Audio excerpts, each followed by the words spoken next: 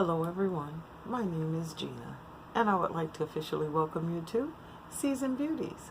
If this is your first time visiting with us on today, thank you so much for choosing to check us out. If you are returning, thank you so much, your girl really does appreciate it.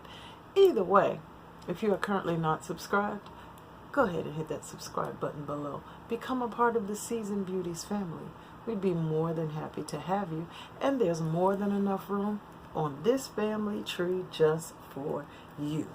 Now, our video on today is a part of a 2 to 3 part series, and what we're doing is church makeup.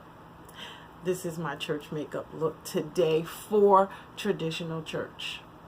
The next one is going to be a little bit more progressive, as they say. As you know, I grew up in the Church of God in Christ. Whole lot of red lip, bold eye makeup. That was a no-no. Okay, so we're going to take it from there. This I would wear to church with no problem.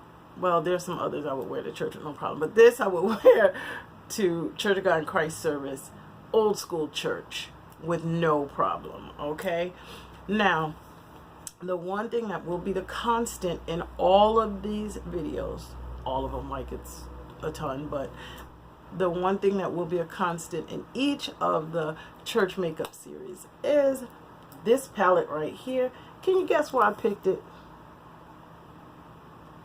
Yes, it's called #MyHolyGrail. Okay, so this one is, as I said, the traditional look, and we used a few of these shades. The next one, it'll be a step up, a little bit bolder, and then the one after that will be yet bolder. Okay, so we're going to use that palette, and the blush is by Alamar Cosmetics, and these are the shades that we have. Now the lipstick that I chose for today, which will not be a constant, I'm certain, is by Ofra, and it is Verona. This one right here is close to a nude shade. Okay, so this is week number 1. Hair is just kind of like resting in between. It's summertime's time for braids, so I can get all this stuff off my neck.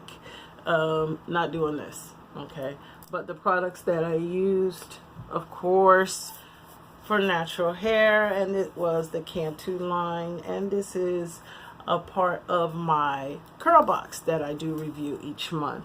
Okay, so I do hope that you enjoyed this series, and if you'd like to see how this look was created, please continue to watch.